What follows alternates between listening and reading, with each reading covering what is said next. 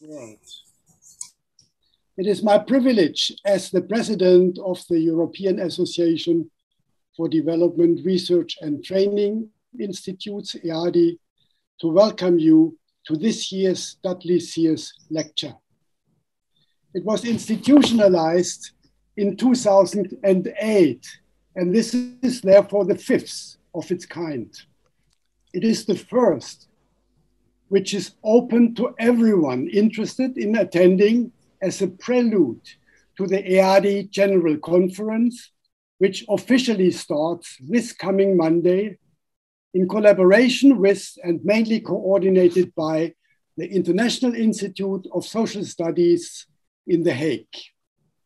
Let me therefore start by expressing gratitude to Susanne von Itter and her colleagues at the EADI Secretariat, but also Inge Hutter as rector of the ISS and her colleague Kees Biekert and his team there. They all worked hard to make this happen. This lecture bears the name of Dudley Seers as a co-founder and the first president of EADI, who served in this position between 1975 and 1978. In the company of Richard Jolly, Helen O'Neill, Louis Emery, to mention only a few of the EADI veterans and his peers, Dudley Seers repositioned European-based development studies as a global engagement. As he recalled when summarizing his approach, and I quote, "The old convenient classification of the world into first, second, and third world has no meaning anymore. We therefore have to rethink our views on the transferability of models in the social sciences." End of the quote. Since then, we also in EADI have not only reconsidered and self-critically reflected on Europe's role in the world, but also challenged and examined the very notion of so-called development. Therefore, and not least also as a recognition of the pioneering role of Dudley Seers and so many others, there could hardly be any more appropriate a topic than this year's lecture called Mapping Power and Inequality. I therefore now hand over to Arjun Bedi to introduce Rohini Pande and to moderate the discussion following her lecture. Thank you, Henning. So welcome everyone. I see there are about 87 participants, so welcome to everyone.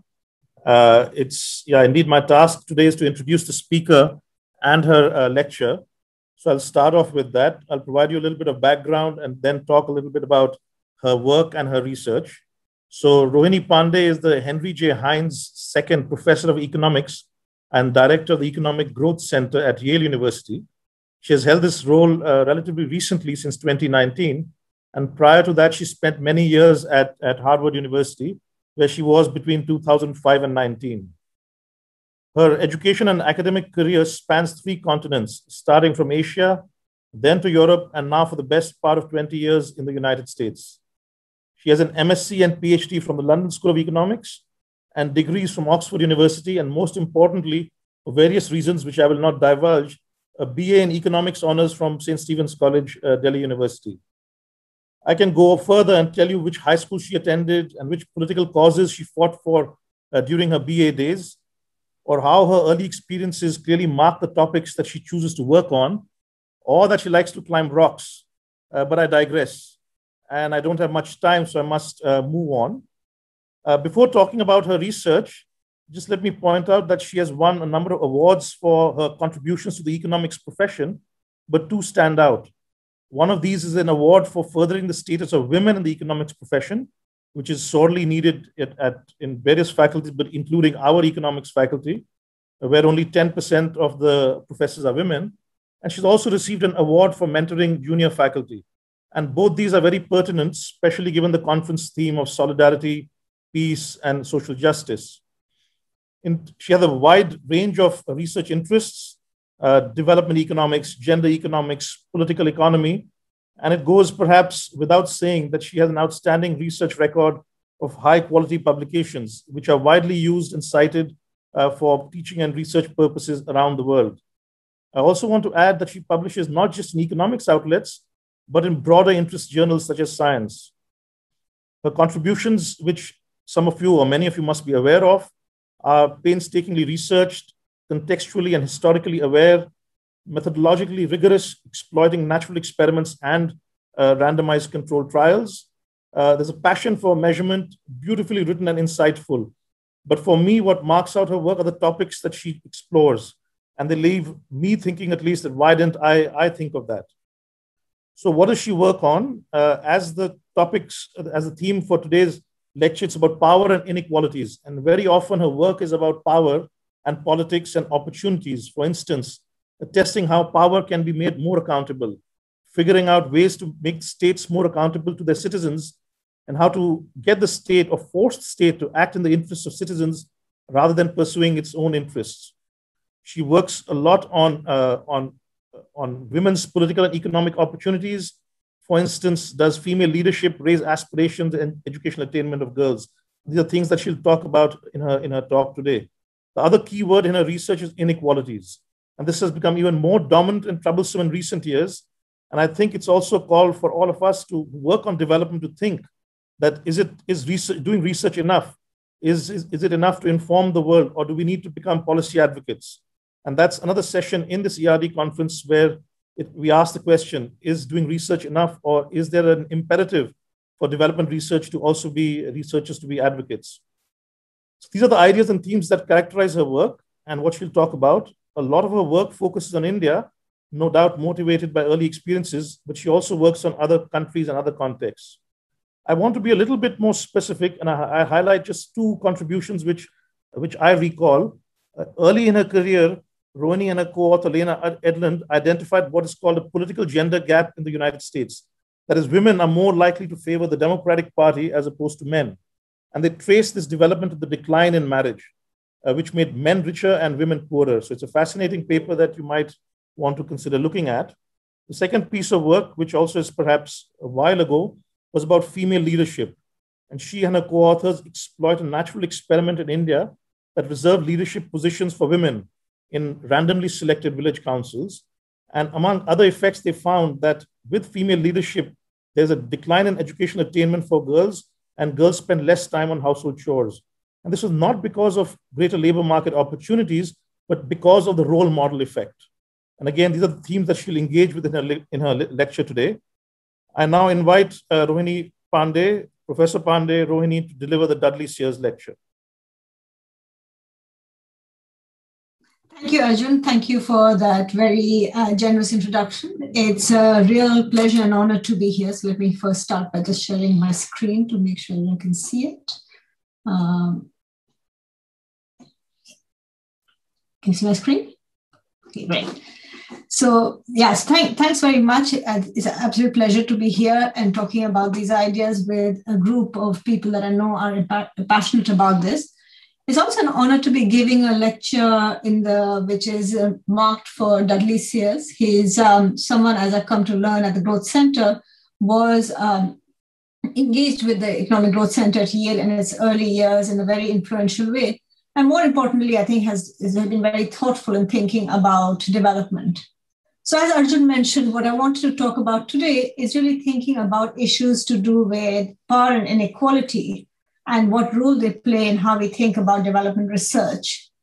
But in the process of putting together these slides, I also felt it would be important to highlight that as we think about issues of power and inequality, which I think are rising to the fore across the globe, it's also a reasonable time to start thinking about whether we actually need a separate field of development economics or development studies, or whether that's actually something that is now, the ideas are shared broadly enough that we should just subsume this into thinking more broadly about perhaps issues of social welfare more generally.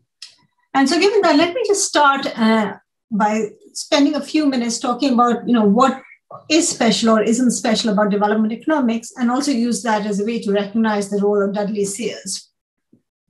So if you look across the history of development economics, it's very clear that as a discipline, it's a construction of kind of post-colonial thinking after World War II, when there was a recognition that there were a set of countries that were not doing very well and that had something to do with their colonial past. And so a very typical way of thinking about what should be the subject matter of development economics was, for instance, Albert Hirschman, describing development presumably as something which means the transformation of one type of economy into another, more advanced one. And I would say that this thought still remains with many of us in research as we think about what is it that would take, say, a pre-industrial, largely agricultural economy to perhaps acquire the technology, means of production, and otherwise get transformed into what we think of as a better off, a more industrialized economy. So I think the early conception very much put together the notion of poor countries with poor people. In the 70s and since, there's been much more interest also in thinking about the role of development in directly affecting the well-being of individuals.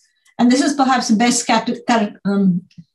characterized by, at this point, the UN Sustainable Development Goal number 1, which is very much at the level of individuals of saying we should aim to end extreme poverty as experienced by individuals.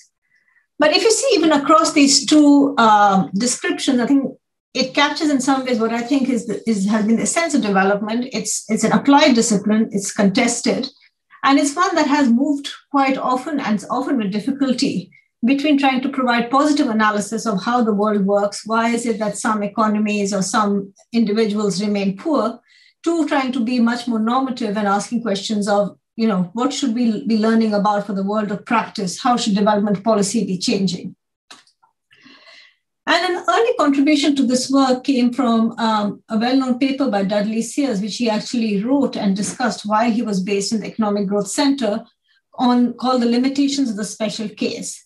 And to quote from it, he says, economics seems very slow in adapting itself to the requirements of the main task of the day, the elimination of acute poverty in Africa, Asia, and Latin America, just as the previous generation of economists failed to cope realistically with economic fluctuations.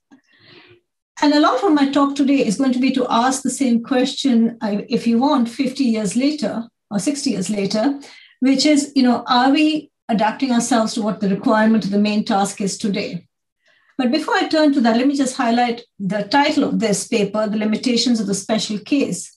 The argument that Dudley Seers was making was that far too often economists take as given the canonical model offered by, say, the US or European countries and seek to apply them or seek to understand lower income countries through that lens. So I think one part of what he argues I completely agree with, which is we should think about specific contexts. But the second part, which is to say that there is something different about developing countries relative to richer countries, I think is something that I would contest as we go through this talk.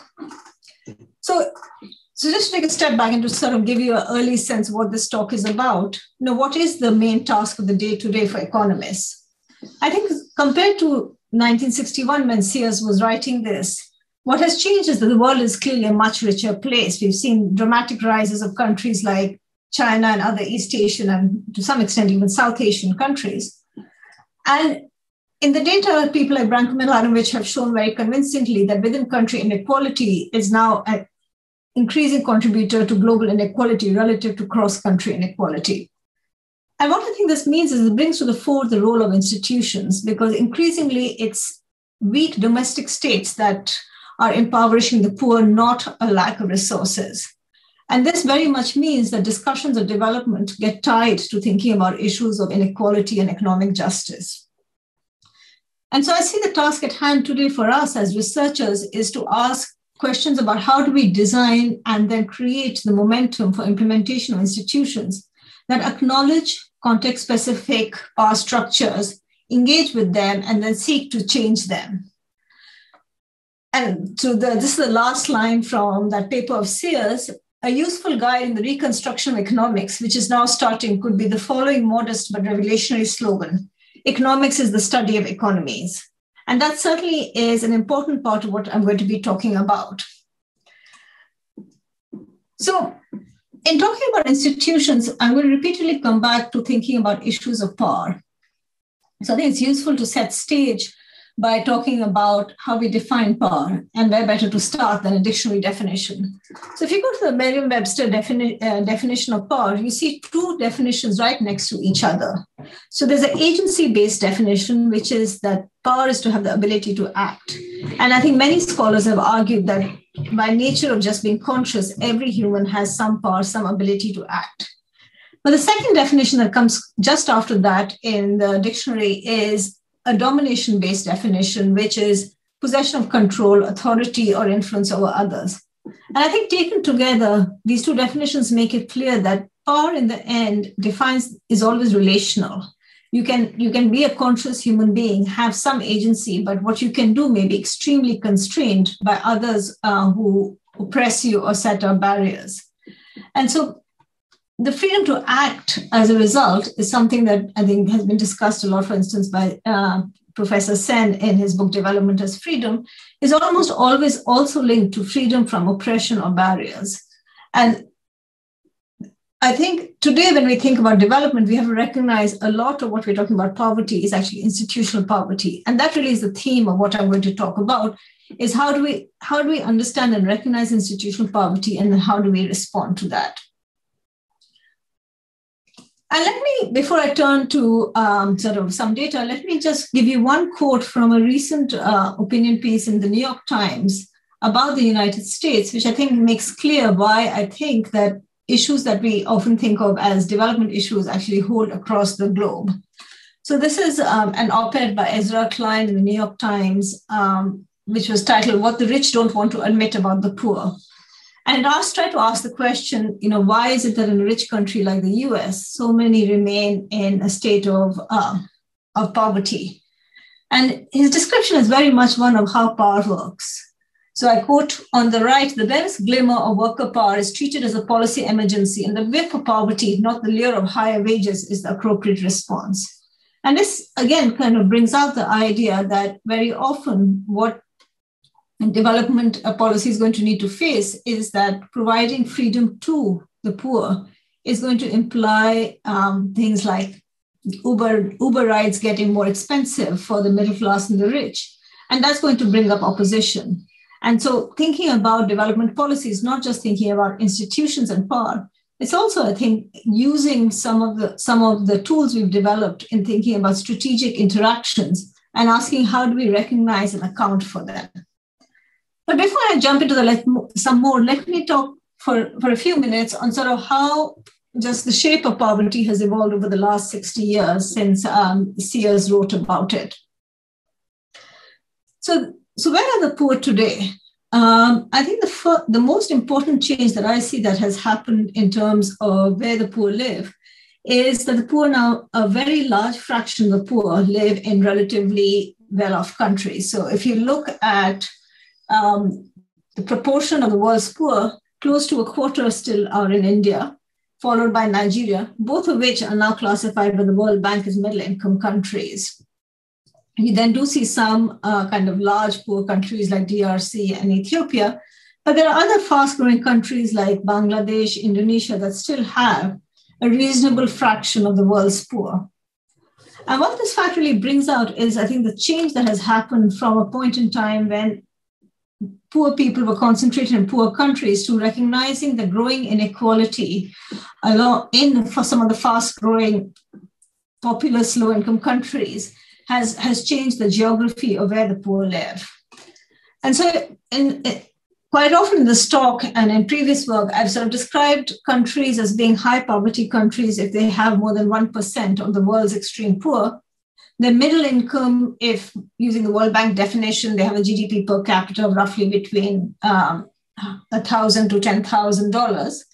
And what you see today is that 5 HIPMEs, India, Nigeria, Bangladesh, Indonesia, and Kenya, are now home to roughly half the world's poor. The second thing that I think is important to notice is that even that poverty varies a lot within countries, but it clusters spatially. So what you see here on this slide on the left-hand side is two countries which are low-income countries, DRC and Ethiopia. They both have a GDP per capita of less than 1,000. And they're reasonably populated, but not very large populous countries. On the right are actually regions. So regions within countries of countries that are now in the middle income status. So Nigeria and India. And I'd particularly draw your attention to the state of Bihar in India, which if it was a standalone country of its own, would be the world's most populous low-income country. It has a population of 127 million and $650 GDP per capita. And so I think when we think about, poverty or extreme poverty, I don't think we can do this immediate description with nation states. And so I think we have to recognize that as we use these classifications, and these classifications are important both because there's some markers of GDP, which is used very often for growth economists or others to think about how to change modes of production. But they're also very important as policy tools, whether you get aid from other countries, whether you qualify as a region for World Bank subsidized loans, still depend on these country level definitions. And then within these countries, of course, disadvantage not just clusters geographically, it also clusters socially. So India is a country that hasn't seen high levels of women's work for a long time. But certainly what is striking is that post-2000, as we saw substantive economic growth, the female labor force participation, if anything, fell quite dramatically and fell at a time when women said they wanted to work. So this wasn't a case of women just opting out of the labor force. It seems like they were not able to get jobs and keep those jobs. And then finally, of course, just looking ahead, climate change is very likely going to bring a whole new set of challenges to these countries where many of the poor have just escaped. According to the World Bank estimates, climate change could drive another 62 million people in South Asia into extreme poverty. So that's on the side of what's happening in terms of just income and poverty. Now let's turn to institutional evolution. So if you will, the good news here, of course, is that we know democratization has spread across the world.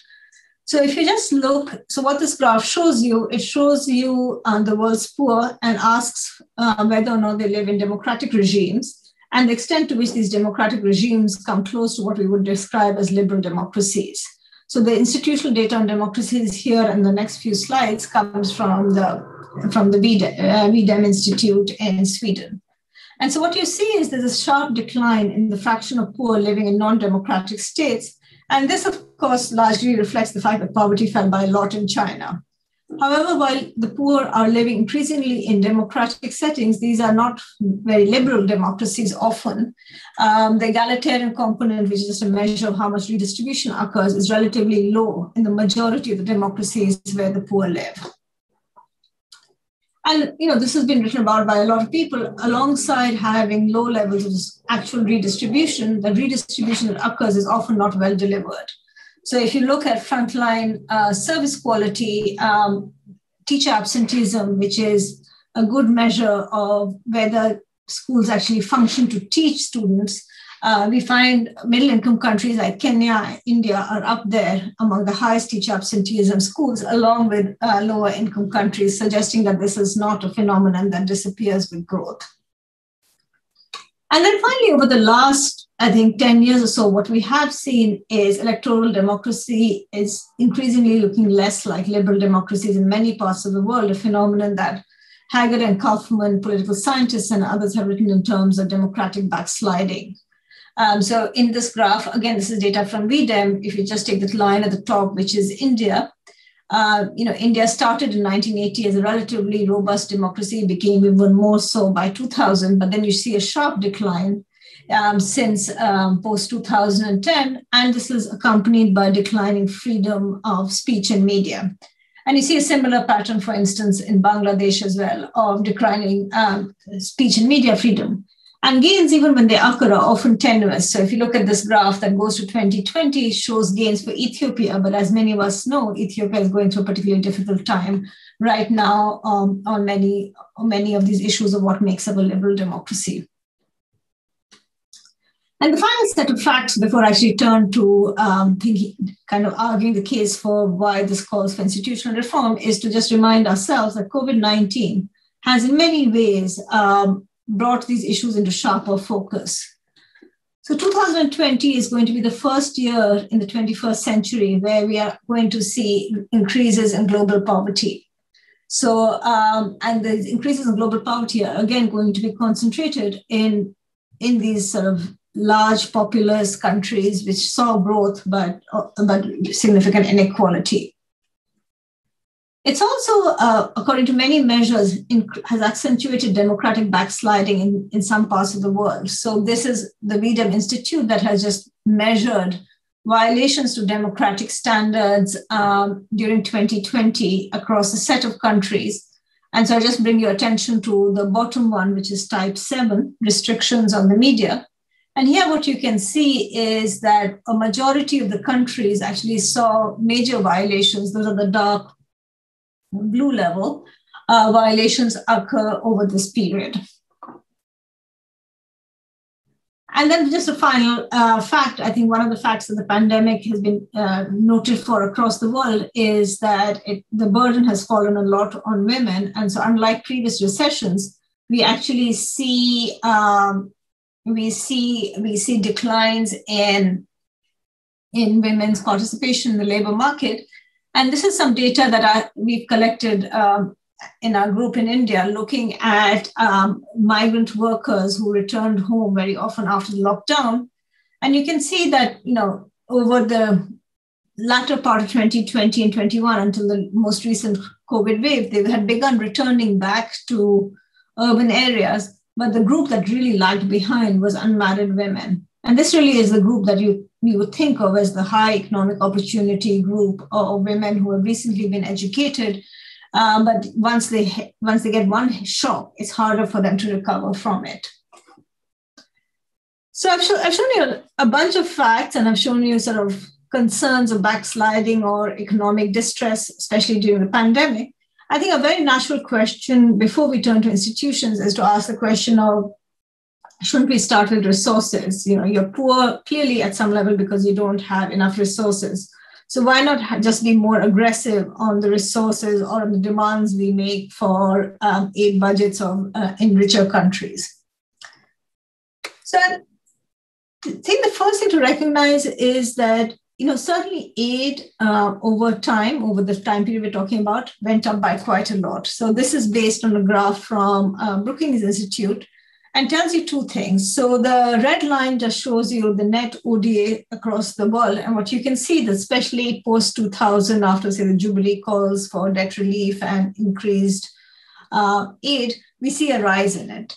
The second thing is that, as you know, since 1980, there has been a dramatic fall in extreme poverty. One of the implications of that fall has been that the amount of money, if you will, that is needed to just provide every poor person $1.90 a day has fallen, since the number of poor has fallen. And so if you thought there was no cost to providing the poor this money, then post, say, 2006, certainly the aid in the world has been more than enough. So I think this is the reason why many would argue that money is not the only problem or much of the main problem right now. Now, one way that I think people have focused on is implementation issues. Is there a lot of corruption in these countries? Is it the fact that, to give someone $1.90 a day, you have to spend $3 a day? But I think another issue that's important to recognize is the domestic politics of what's happening in rich countries. So as increasingly poor people live in middle-income, richer countries, perhaps correctly, perhaps problematically, there is a concern that redistribution should come to them from the domestic state, not internationally. So if you read kind of the tabloid newspapers in Britain, they would be like, why should British taxpayer money go to India when India is setting up its own satellite program? And certainly reflecting those domestic politics in part, what you see is that aid continues to target poor countries, not poor people. And so as a result of that, you can see that much of the aid is going to the countries in blue, which are low-income countries, but not to high poverty, middle-income countries. Now, that in itself may not be a bad thing. I don't think I have a stance on it. And, certainly the domestic state has responded. So if you look at social spending in a set of high poverty, middle-income countries, that state spending on social spending, is much larger than ODA. I think it's only in Pakistan that aid budgets look similar to social spending by the state. But I think what's key to recognize is that the levels of social spending are still low, are very low.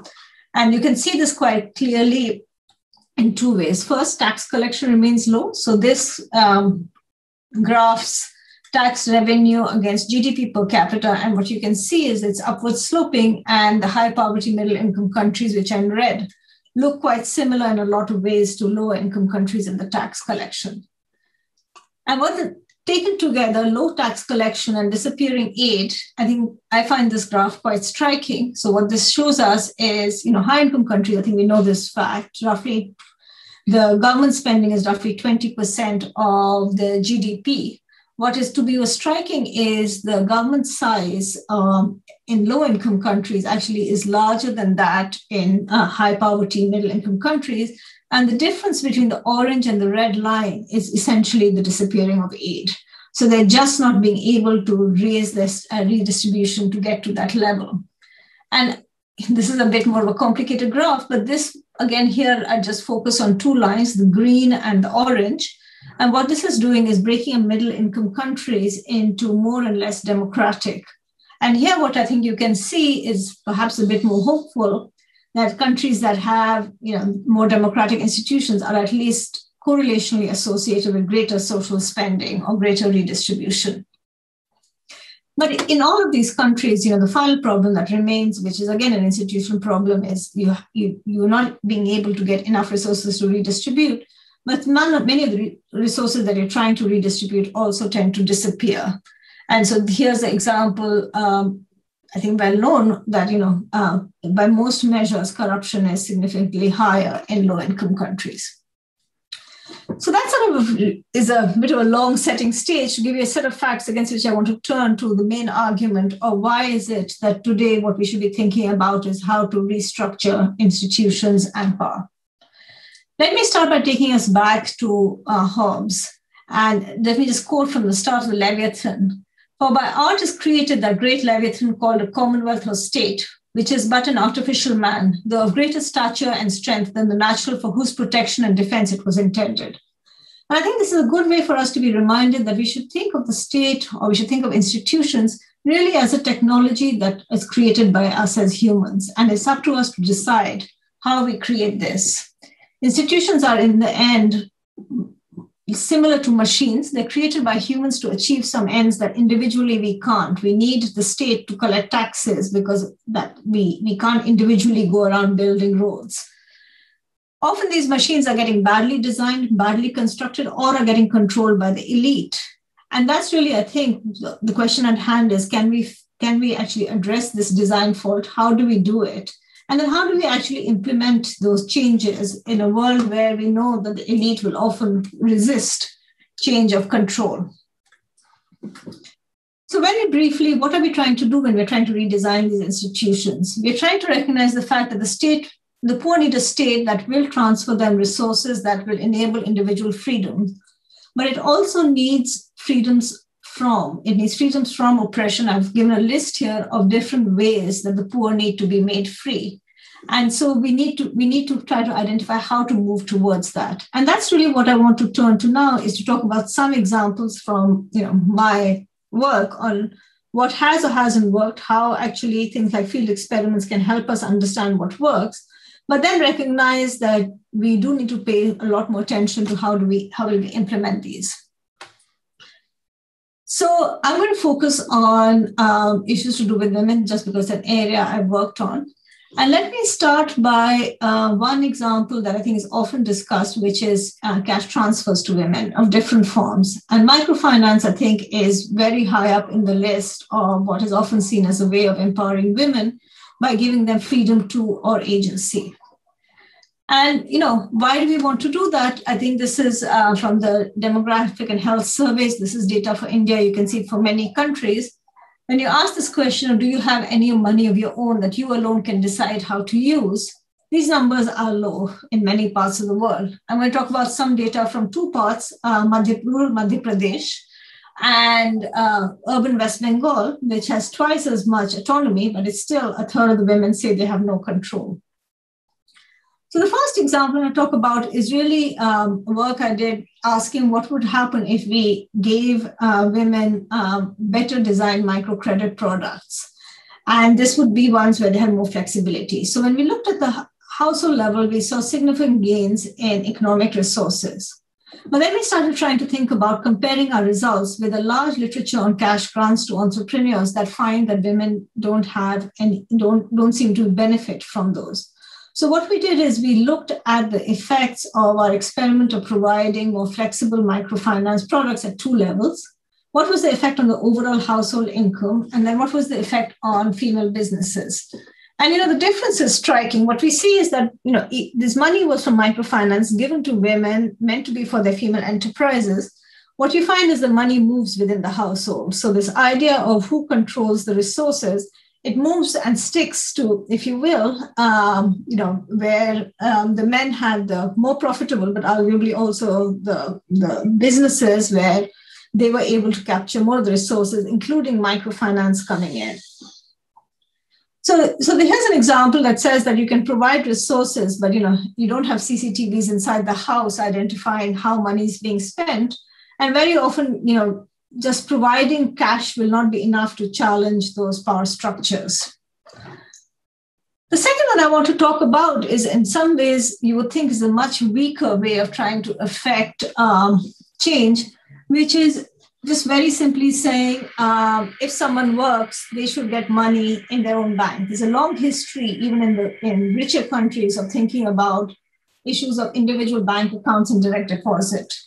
So this was taking India's largest social protection scheme and asking if, instead of the wages just going into the single household bank account that got listed, let's make a little bit more of an effort, ensure that women have their own bank account, they're trained on how to use it, and then they're directly deposited into that account.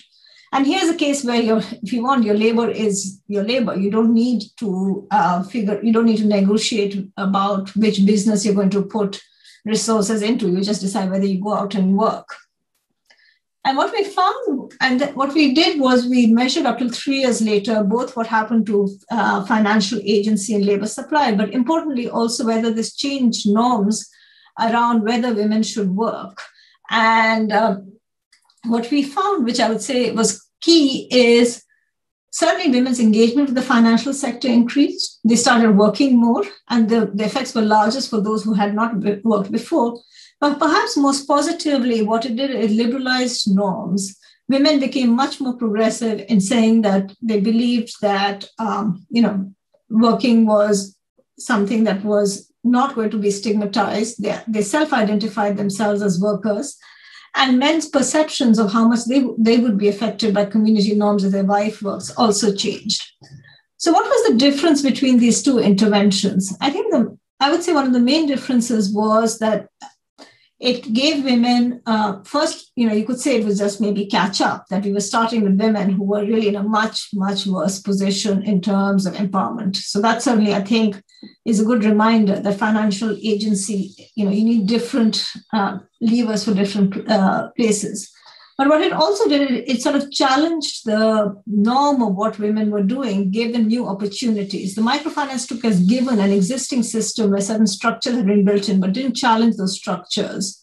And I think it was therefore harder to change. Let me very briefly turn to a different level of change, which is political representation. So we've talked about how you might try to change things in the family. Very often you might try to do it by saying, let's just try to change political representation in the state. And, since the Beijing conference in 1995, there's been a huge push for gender quotas. And there has been, I think, a body of work. I've contributed to it in the context of India, but certainly from other countries as well, suggesting that representation matters for women to see other women in positions of power. Not only are their interests better represented, it reduces voter bias. And it also importantly changes individuals' aspirations for their daughters, for what they see is feasible for them to do. So if you look at the evidence on just the positive effects of having women in positions of power as elected leaders, it looks very positive. But then you ask, how easy is it for these women to get to this position? And what you see is, for instance, in India, we have incredibly positive evidence at the level of village governments. But there's been a bill in the parliament since 2008, which has languished on trying to introduce similar quotas at the state or the national level. Similarly, there's growing evidence from Europe, from Latin America, that in countries where the quotas were introduced, not by saying only a woman can be elected from this seat, but rather by saying, okay, parties, you need to put a certain number of women on your party lists. What you tend to see is that parties strategically manipulate. So I think the most striking example of this I find is from the Esti, Bolat, and Vargas paper, where in Spain, names on the ballot are alphabetic. And so they get the required number of women, but they field women who have surnames later in the alphabet and are so therefore listed lower down on the ballot. And we know there's a behavioral bias for voters who prefer those higher in a ballot list. And so I think, I would say that there's been an important role played by evaluations, by experimental evaluations, in thinking about ways in which we can identify and change institutions. But the big open question or the elephant in the room is, how are you going to actually implement these at scale? How are you going the powerful to share power? And that I really think of as, the catch-22 of policy reform, and the one that we really need to think hard about going ahead. So in my last 5 minutes or so, let me start by sharing sort of a description of suffrage in Britain. I think it's both a narrative or perhaps sometimes what, looking at institutions as economists at least, we fail to look at.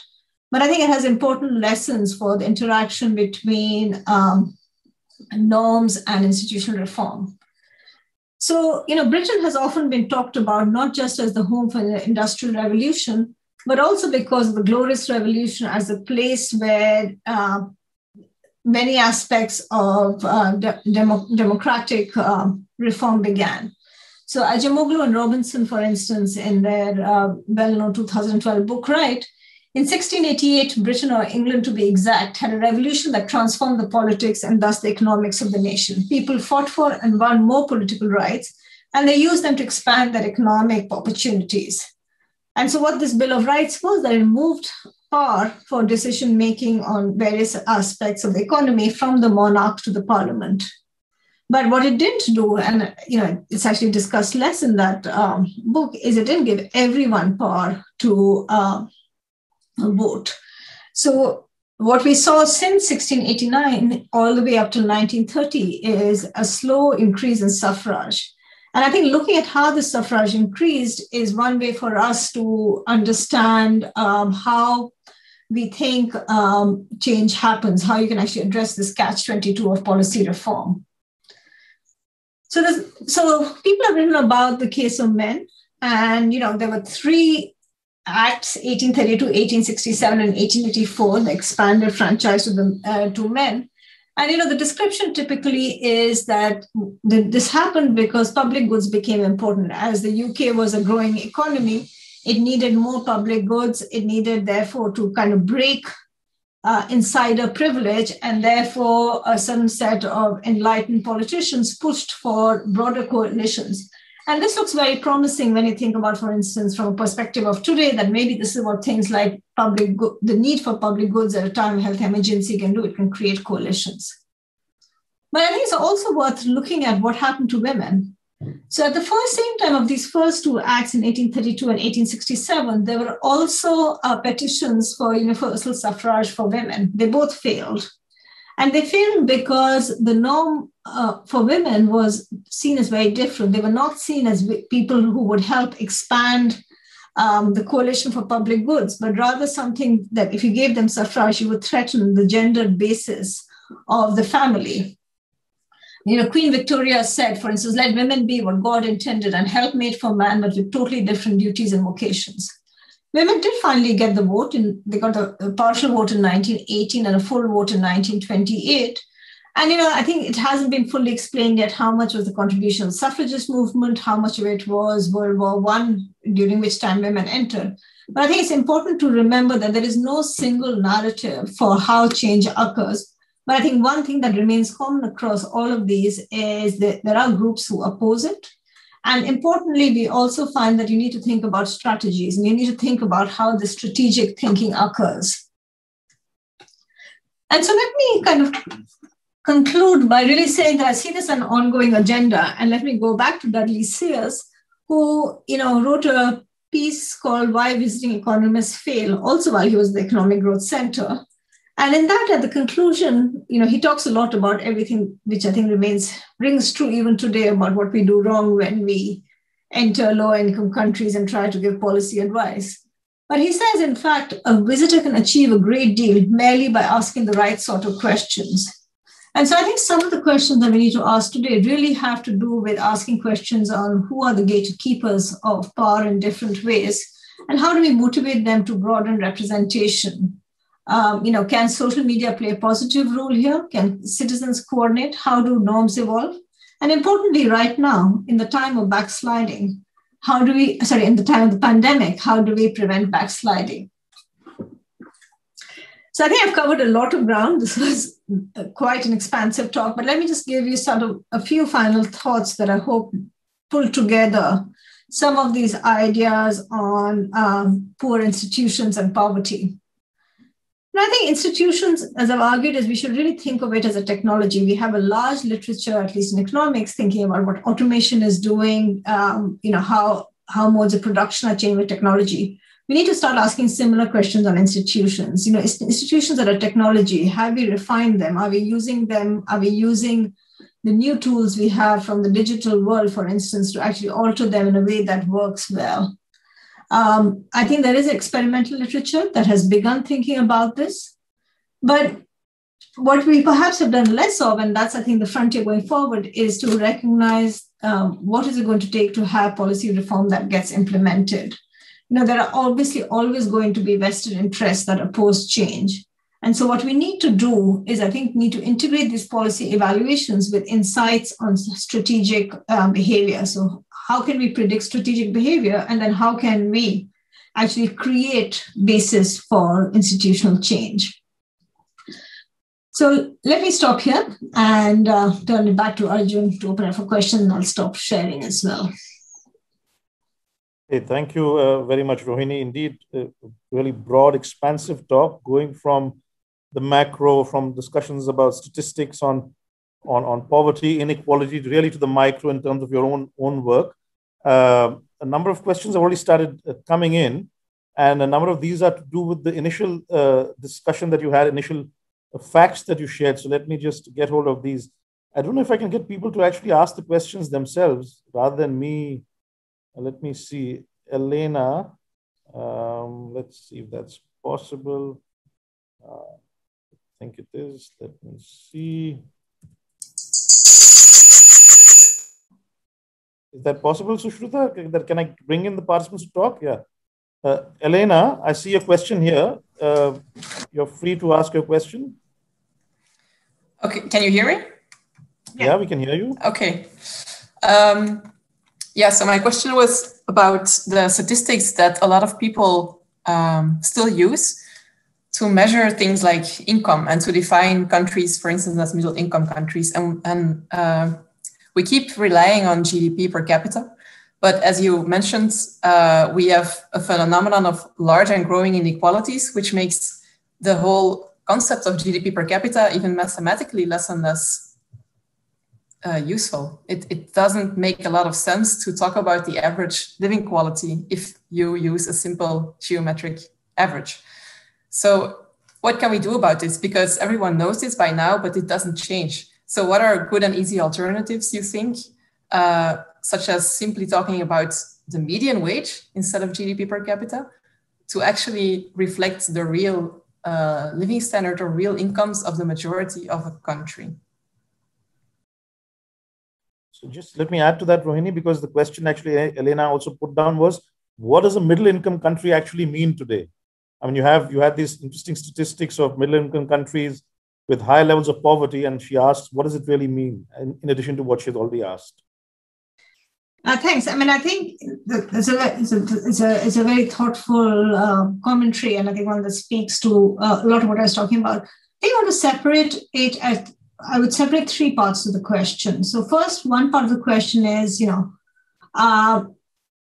what is, if you just look at the world, what is it that we would like to capture, right? So what we would like to capture is, as you said, something that captures well-being of both the average citizens, but the lowest citizens as well. And, maybe that is a higher poverty index, and looking at consumption measures, maybe that is median wages.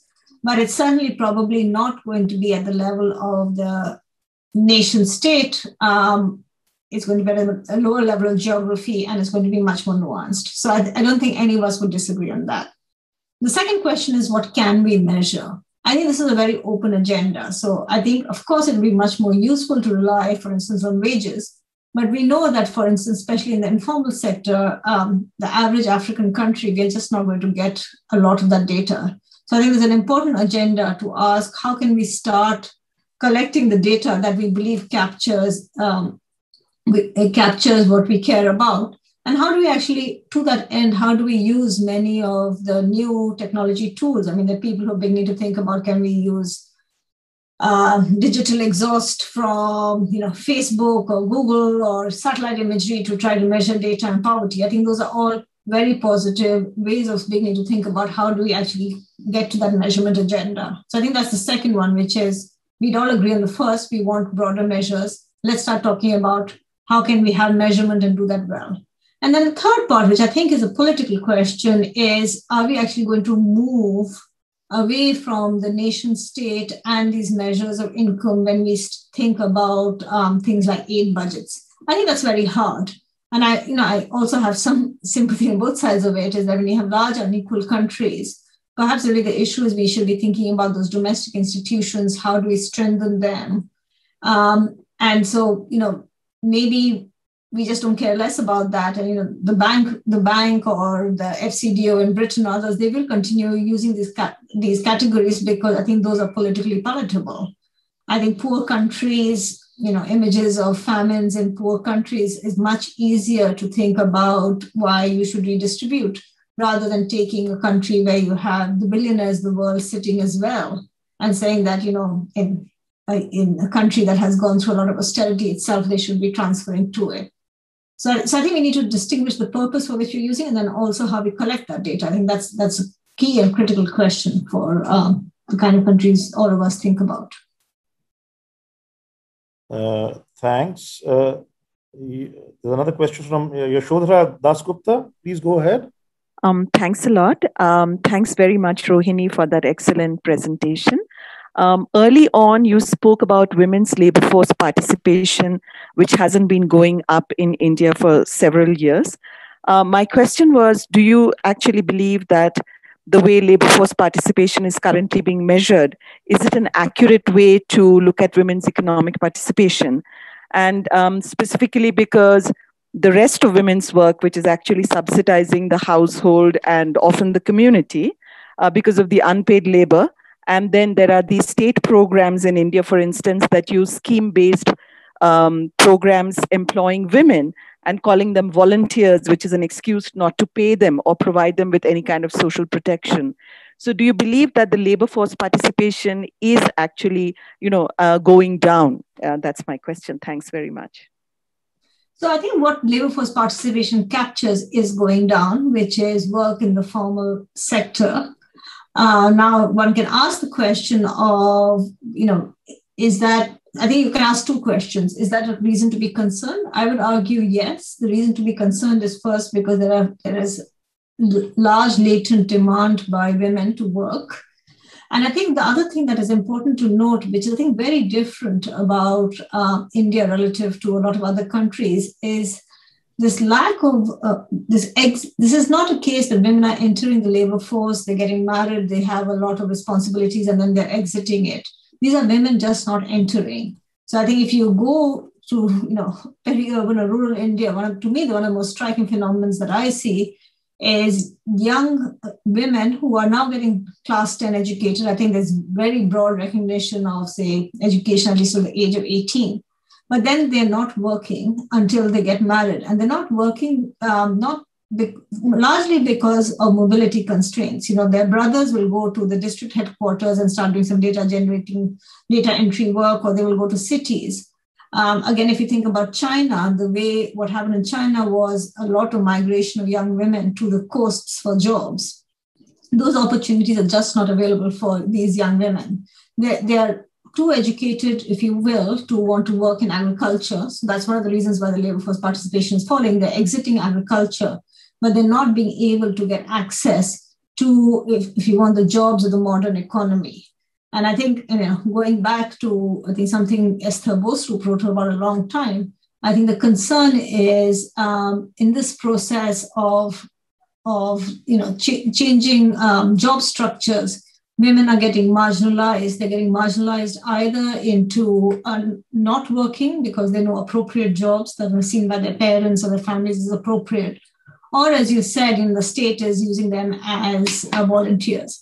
So this is not to say that female formal labor force participation is necessarily an accurate measure of economic participation, but I think the fact that it's declining is concerning because I think it captures increasing disadvantage.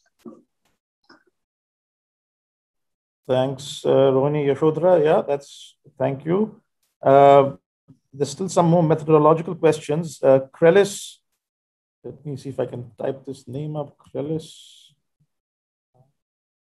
Krellis, are you there?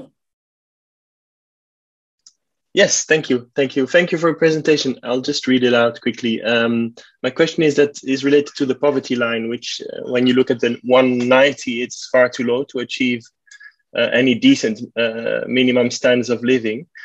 And if you look at the poverty head count, it doesn't drop, but it goes up if you take a more appropriate poverty line, a higher poverty line. So I was wondering if, looking at your data, if you would take a stronger poverty line, whether that would change some of your conclusions, for example, about where you find poverty spatially, its relationship with corruption, democracy, and etc.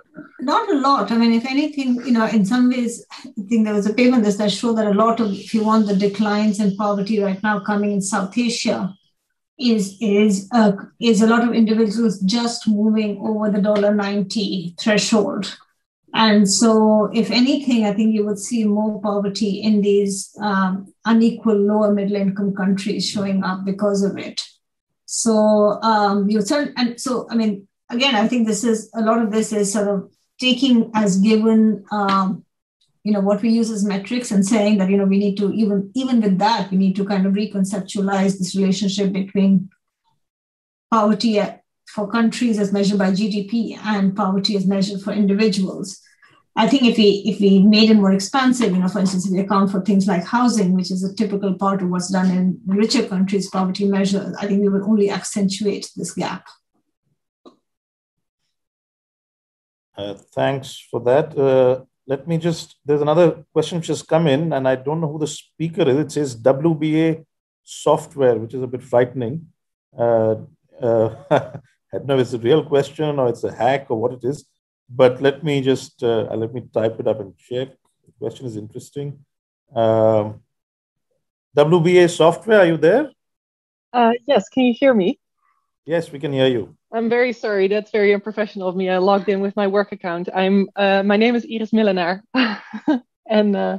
but thank you for giving me the floor here. I work for the World Benchmarking Alliance, just to clarify. I'm not a scary person. So thank you for the super interesting presentation. The main thing that I was thinking about, especially when thinking about power and institutions and where power sits, I was also thinking about multinational companies and their, especially when we're talking about people being affected also by actions, etc., that basically are also a result of the globalized economy. I was thinking if you could maybe reflect on the role that they can play also in reallocating these resources and enabling individual freedoms of the poor, especially also in relation to these public institutions. Thank you. Well, thanks. I think there are, certainly I agree, there are increasingly important players, I think, especially as we've seen global supply chains develop the way they have. There are some examples of positive change. For instance, in China, the sort of kind of green supply chains where citizens or final consumers in countries where goods are being exported to, are informed of the pollution levels of, say, the factory in China producing the parts for Apple, and then they can choose not to buy those goods. So there's certainly, if you think the world is getting much more united in that in terms of supply chains, then you could have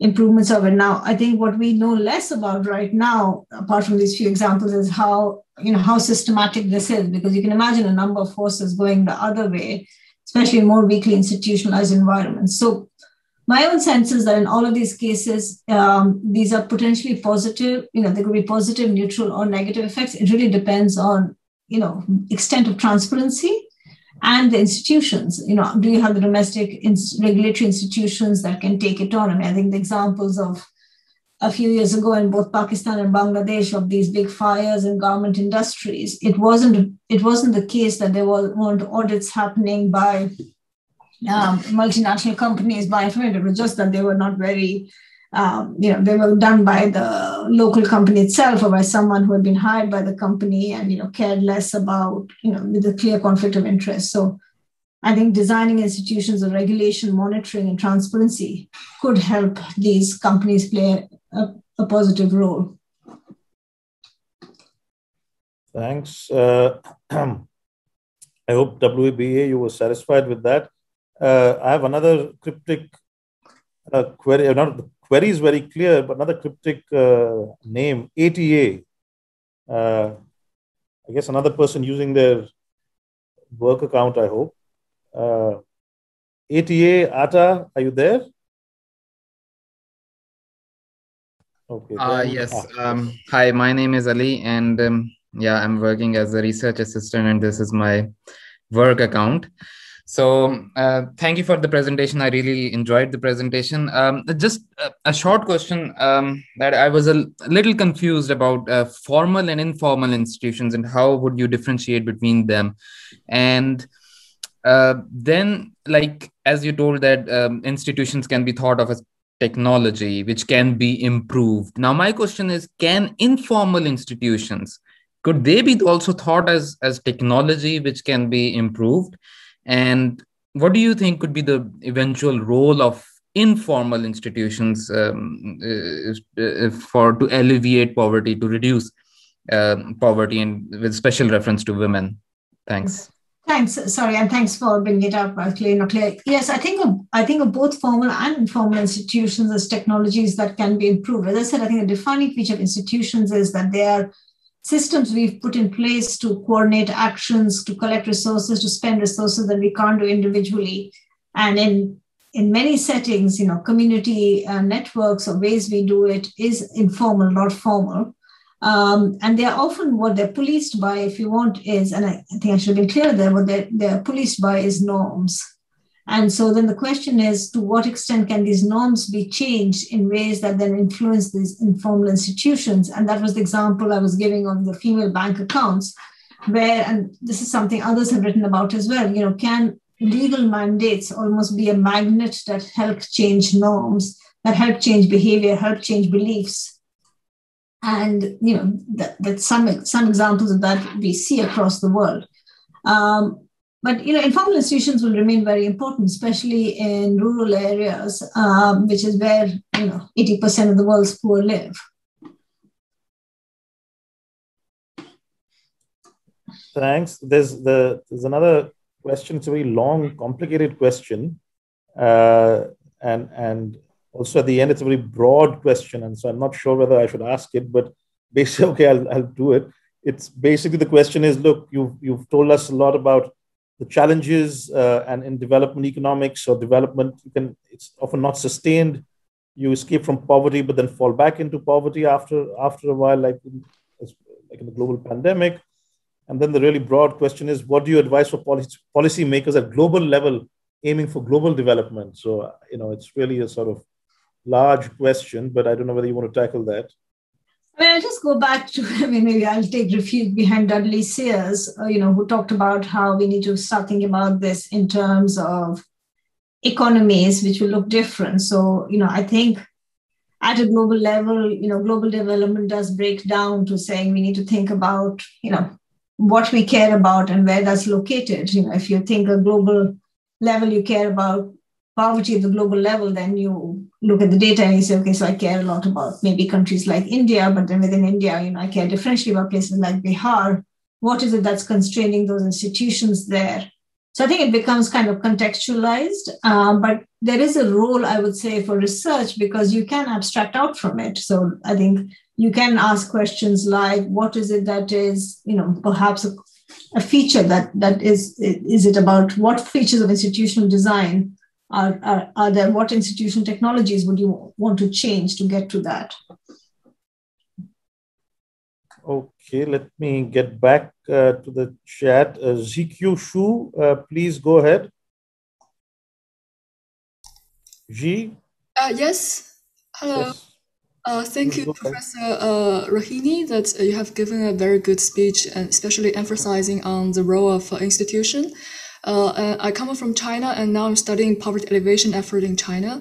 So my question is regarding your suggestion in the final slide that you said it is important to integrate policy evaluation with insights on strategic behaviors. I was wondering if you could give some example of such suggestion. Because I think about China, that take it as example, it has spent great power to engage the state, the industrial business world, and the various organizations to devote in poverty alleviation. Does this count for a strategic behavior? And regardless of the special political system of China that is mentioned in your slide, which has low democracy, this integration power seems to result in very effective poverty alleviation impact. So is there any lesson could be learned from such integration? Thank you very much. Thanks. So let me take a specific aspect of the question, which, as you said, is sort of the Chinese elimination of poverty. I think one of the things that's interesting is what China did in the last phase. So, it very much decided it would not go for a place-based policy. So what I mean is, when you looked at China, say in 2015, like other countries that I was talking about, the remaining poverty was spatially concentrated. There were areas in, let's say, northern China that were very poor. What China did, and this was a strategic choice that China made, is that it decided rather than saying, I will try to build industries or I will try to develop economies in these areas, was basically, I will move the people. So the choice it made was, the strategic choice it made to say that I believe that the way, we're going to influence this is by moving people rather than investing in places. The fact that China had the strategic tool, I think it reflects in part the governance structure, that it could actually ask people to move to places where potentially, they could provide better opportunities. In contrast, say, in the US, after the 2009 recession, there was a lot of recognition of a need for place-based policies because you couldn't get someone in rural Kentucky to move to, say, the capital of Kentucky, even though wages would be 3 times that. You just had to go where people were because they have preferences for where they live. So I think what would vary from context is both the types of tools that a government can have, but then the strategic choice there is to say, do I want to do place-based policies or do I want to actually just invest in urban areas and with industries and get people to come there, possibly against their own volition, because I think this is better for them. So we have another bunch of questions from still staying in China. So let me see. Zheng Hong. Yeah, thank you. And thank you, Professor Pande. Very insightful. I have been watching the target poverty elimination projects about China, and for my PhD research in the UK. So I'm very interested in your lecture. And I noticed that one of the slides shows that most of the poor population are in democratic countries. From official documentary, China has eliminated poverty in the country since 2020. It invested 10 billion China currency in helping poor people out of poverty in 2019 alone. So my questions are, the first one, do you believe procedures are more important than results in this regard, as China is not a democratic country? The second question is, do you think the democracy should fight with non-democracy until there is only one institution in the world, or should they learn from each other and progress together? The third question is, when institutions are improved for rooting out poverty, should we redefine democracy and non-democracy? Thank you. Thanks. I think that's a very broad set of questions, most of which I'm not sure I can provide succinct answers to. But the one thing I would say in general is I think the trap we should not fall into is to thinking about evaluations of democratic reforms or understandings of it by thinking about a comparison of China and non-China. I think there are a number of scholars who've written, for instance, about local democratic institutions in China, local elections when they happened in China.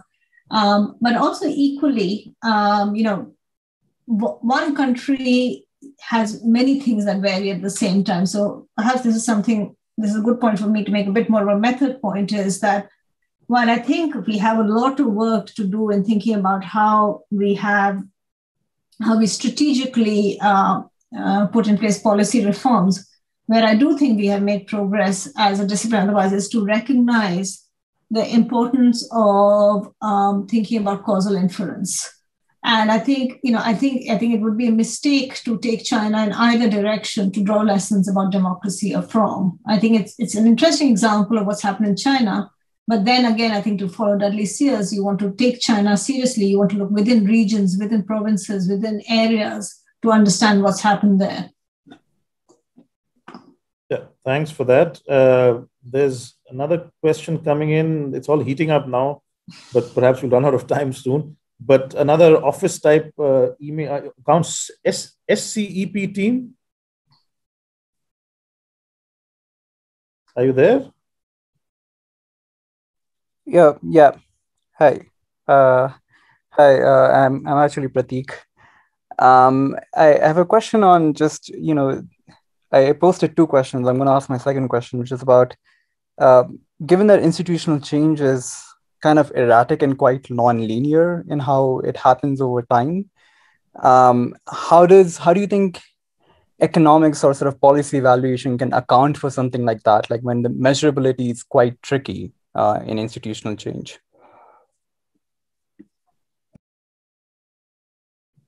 I mean, I think, tricky questions shouldn't mean that we don't answer them. But I guess that's a very broad question. So I'm not very sure, quite what exactly is, specific. I think this is the kind of thing we're talking in specifics is more useful, because I think it's easy to throw up one's hands, right? But I think these issues are important enough. We want to make progress on it. So I think one can take a specific example and ask, where can we learn about it? Where can we get evidence on it? I mean, people have done this. Economic history, I think, is a great example where people are trying to get increasing evidence in institutions. And as I said, you can even go back. So I think in using the example of the glorious revolution, I think what I wanted to do is they can go back to that thing and study even that from a different lens, asking about women's suffrage or inclusion from the perspective of women, and reach a very different result than if you go in as an economist and say, let's just study this in terms of what happened in the Industrial Revolution and did GDP per capita take off. I think there's a sort of sideways answers to your question, but I think to me, the whole art of research is about, trying to figure out how to get at hard questions. But for that, I think one needs to be quite more specific. yeah, I think indeed a lot of broad questions are coming in, but I guess the talk will also covers a lot of wide ground. Yeah. The next I have Owasim Akram.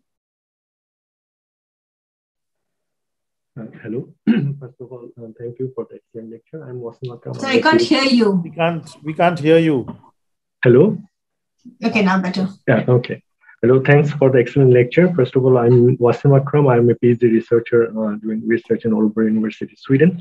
If I may ask, one question is, how should we look at the aspect of aging and disability, particularly when we see they're really growingly becoming the majority among the extremely developing countries?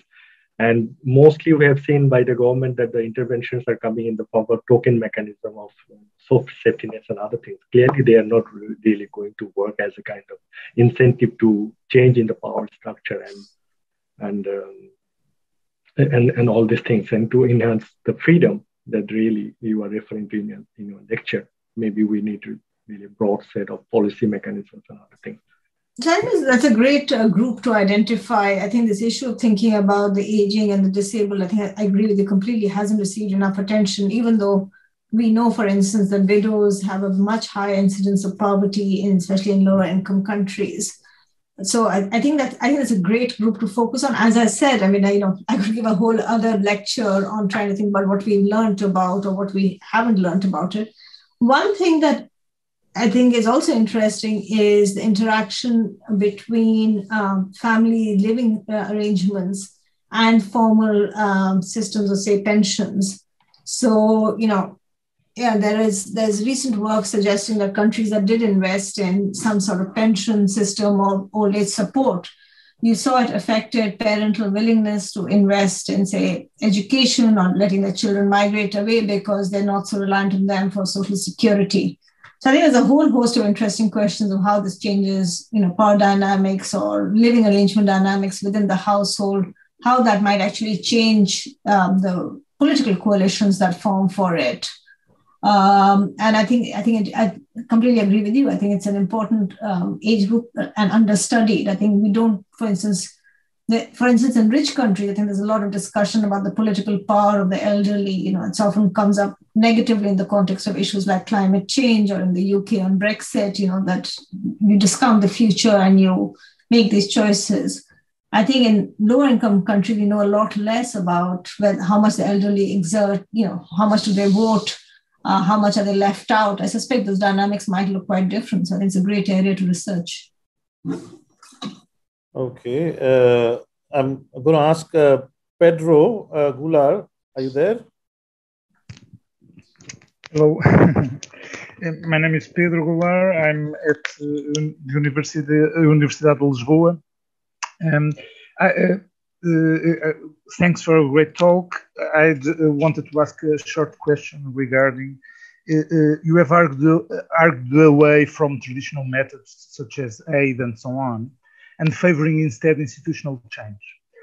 My question would be, how do you think this is a mainly internal process, or what is the role for North-South or South-South collaboration in the process?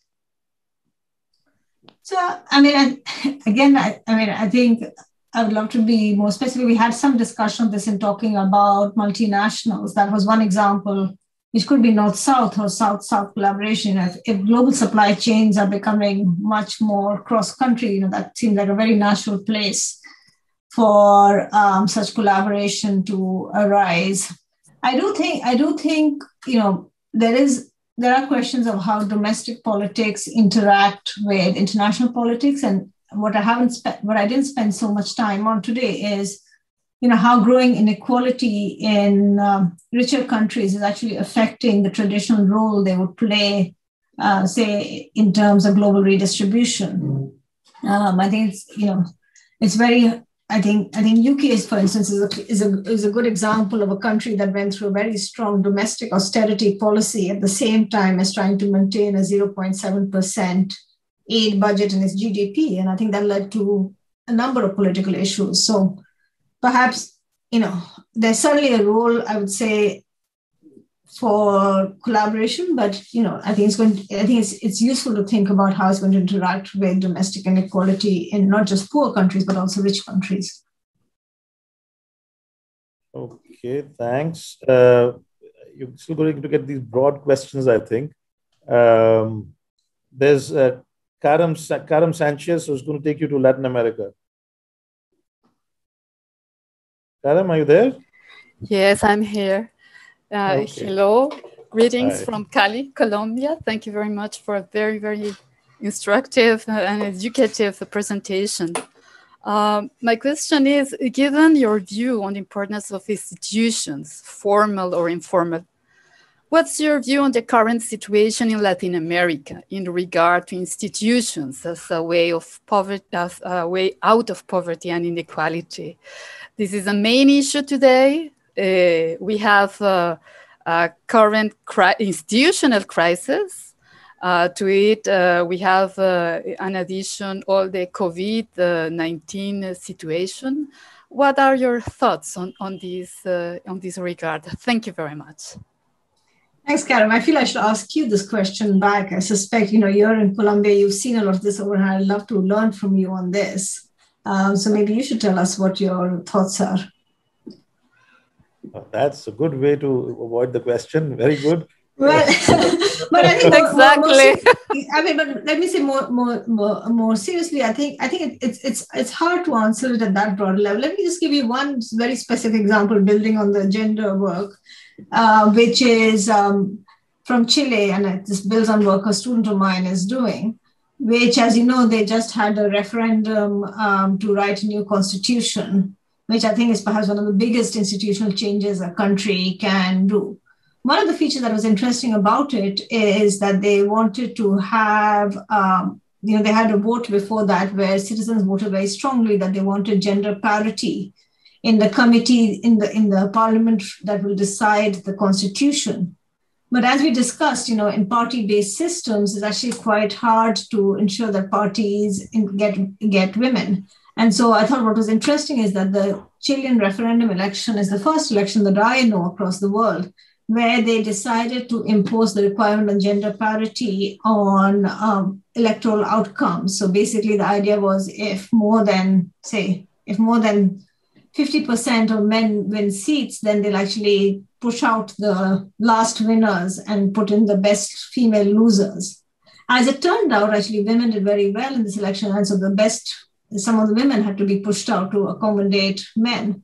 But I think, I'm just giving that as example of what I found was interesting was in the case of Chile, going through a big reform, but, issues of gender parity mattered, but they actually did the strategic thinking of thinking about how will you actually design electoral system that will be 2 steps ahead of party thinking and deliver what citizens wanted. So that's a very narrow example, but I think that's one example that maybe is a bit hopeful.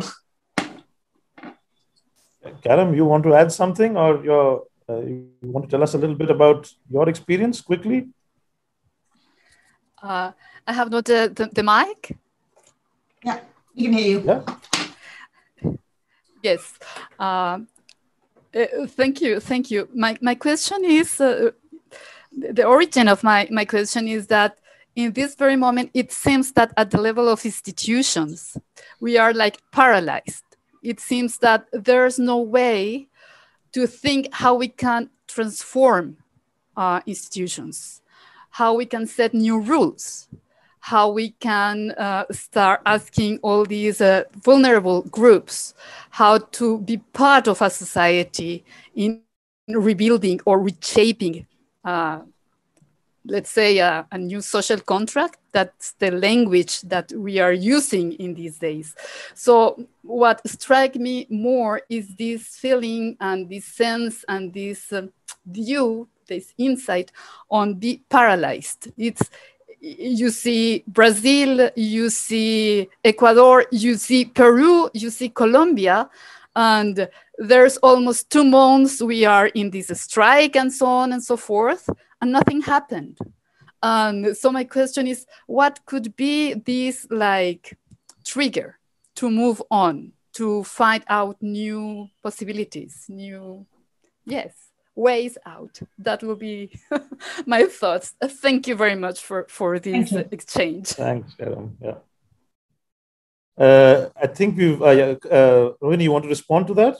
No, I think that was useful to hear. I think it's good material for us to think about. Yeah, but I think a clear sort of worry, of course, that how do you start the institutional change in a sense?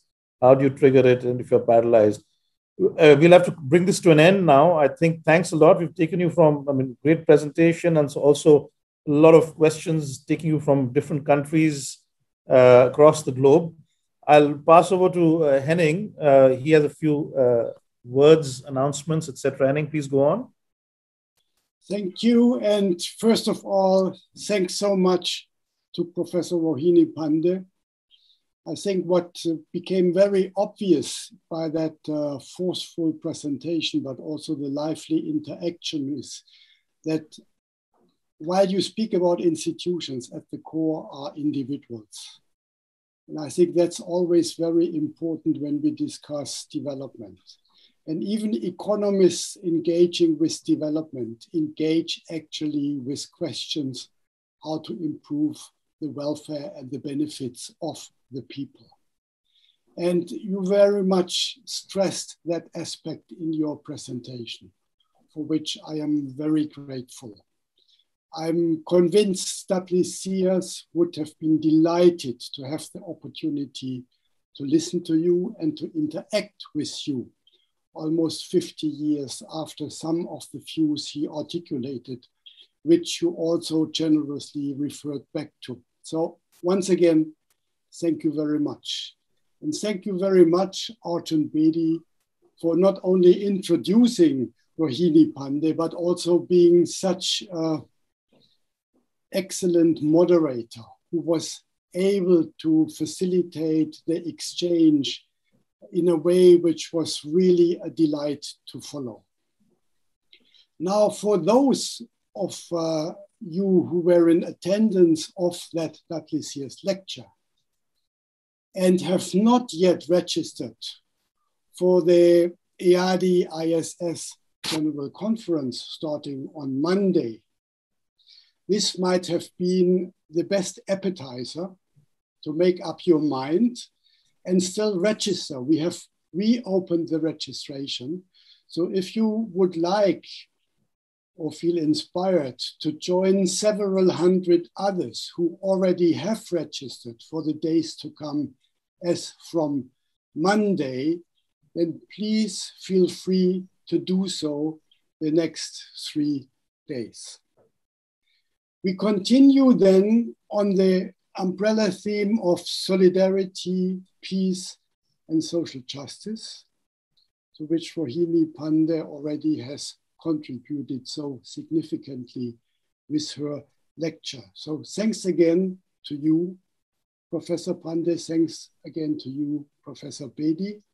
But while I already in the introduction thanked EADI and its secretariat and ISS and CASE, I would like to express my gratitude to others whose names normally are not appearing in public. That is Basile Boulay and Sushruta Vemuri, who on the side of EADI and on the side of ISS are the ones who are coordinating in the background. These are the people who make things work and who are often not acknowledged. Instead, it's people like me who hardly ever do such work, who sit there and talk. So thank you, especially to all those who are not visible, for making this happen. And I wish everyone a pleasant evening. And I hope that many of you will join us again on Monday to continue the inspiring discussions. Thank you very much. Thanks. Thanks, Rohini. Good to see you after a long time. Thanks, others. We'll see you later. Bye. Jürgen wants to come in. Oh, Jürgen is now who? Can you speak? Allowed to talk. Yeah. Hello, Jürgen. You can speak now. But I think Rohini has left. Yeah. I mean, maybe it's with something to do with EADI. No, thank you. I just wanted to applaud to the whole session. Thank you very much. I pressed the applause button. Oh. but that's a hand up button. That's sort of asking a question. Thank you, everybody. Now we will be closing the session.